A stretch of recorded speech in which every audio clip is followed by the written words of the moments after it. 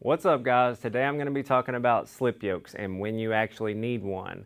Going into this, I'll give you a nice little view of what a slip yoke kind of looks like. And granted, they look different for different vehicles. The end is a little bit bigger or smaller on different vehicles.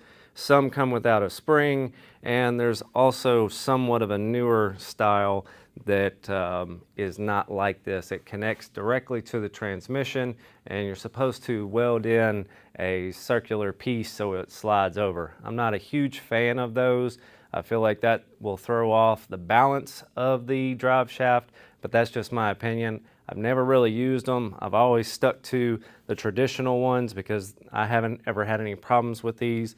And to me, it's not worth, reinventing the wheel when the normal wheel works just fine. So how do these work? So basically the way they works, when a car is lifted or lowered, this is supposed to slide in and out as the vehicle is lifted and lowered. As the vehicle is lifted, the rear end is going to be flowing inward, so it's going to push in on this, and when it is all the way down, it's going to slide out of this.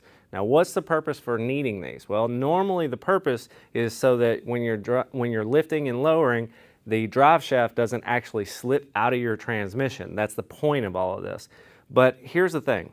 A lot of times people jump into getting these things before they even take the time to try and adjust their pinion angle to make sure that they even need one.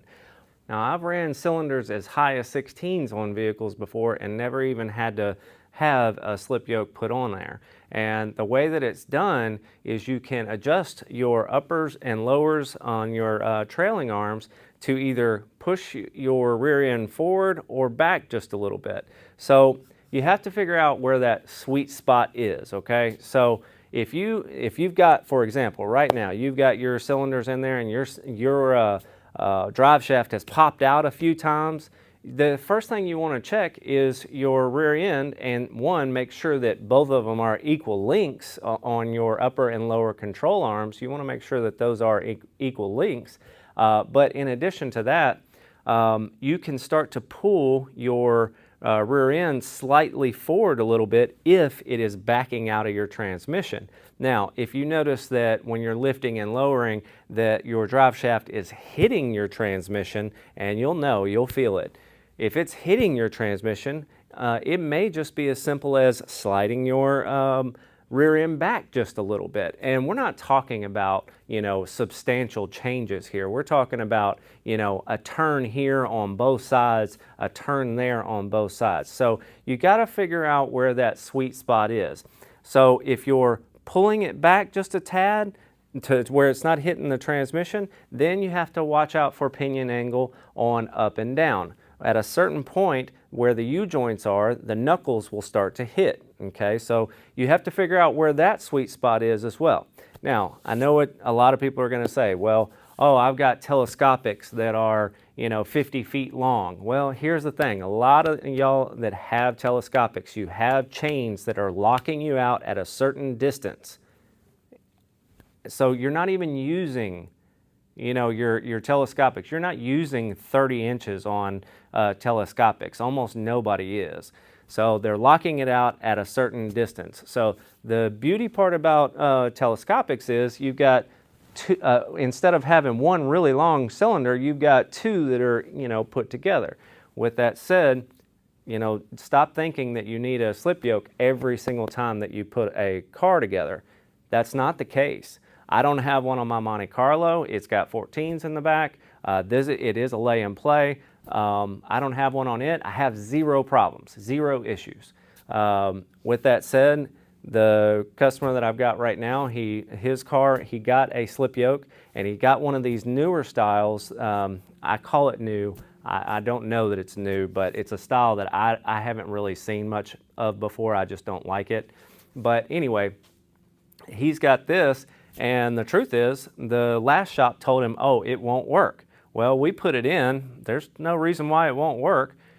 It will work, but I'm not going to weld in the metal piece like they're saying, to weld in this metal piece and then slide a bolt through it. I just don't feel comfortable welding that stuff to his transmission and then expect it not to have some sort of vibration driving down the street. So the newer style like that, you can use it. I just, I'm staying away from it, I guess. With that said, the old style with the spring, those things have always been pretty good. Up until you reach about 70, 80 miles per hour, you might get a little bit of vibration from it. But those, to me, tend to work the best if you absolutely have to have it. So in conclusion, when do you need this bad boy?